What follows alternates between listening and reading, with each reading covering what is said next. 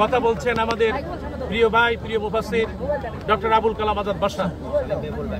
আসসালামু আলাইকুম ওয়া রাহমাতুল্লাহ। ওয়া আলাইকুম আসসালাম। আমরা জামাত ইসলামী এই জাতীয় সমাবেশের প্রাঙ্গণ থেকে তামাম দেশবাসীকে আহ্বান করছি, আগামী কালকের এই জাতীয় সমাবেশে তামাম দেশের সকল মানুষ আপনারা সদল বলে শামিল হবেন ইনশাআল্লাহ।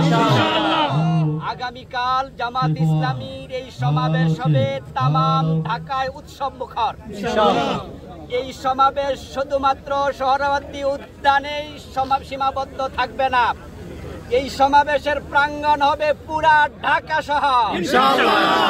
এজন্য যারা যেখানে আছেন আর দেরি না করে প্রস্তুতি নিন। যারা এখন রওনা দিলে কালকে 10টায় আসতে পারবেন, এখনই রওনা দিন। যারা রাতে রওনা দিলে আসতে পারবেন তারা রাতে রওনা দিন, কিন্তু ফজরের পরে আর দেরি করা যাবে না, কেউ ঘরে থাকা যাবে না। সবাই মিলে আসুন। দেশকে নতুন ভাবে গড়তে হলে কালকের সমাবেশ সফল করতে হবে। এই 7 দফা দাবি সরকারকে বাস্তবায়ন করতে হবে। আমরা ফ্যাসিজম দেখেছি, নতুন কোন ফ্যাসিজম দেখতে চাই না। এক চাঁদাবাজ থেকে আরেক চাঁদাবাজের হাতে দেশ তুলে দিতে চাই না। কালকের সমাবেশ সফল হোক, সফল করতে হবে, এই প্রত্যাশা রেখে আমি শেষ করছি। সবাই ঝাঁপিয়ে পড়ুন কালকের সমাবেশে। আমাদের প্রিয় সন্তান শামীম বিন সাঈদী।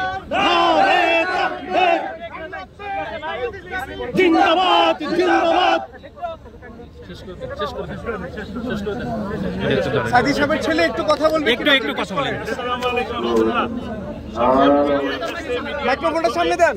গোটা বাংলাদেশের সকল জনগণের কাছে আমরা মেসেজ পৌঁছাতে চাই, আগামীকালের 30শে জুলাই শনিবার দুপুর 2টার সময় বাংলাদেশ জামাত ইসলামী জাতীয় সমাবেশ।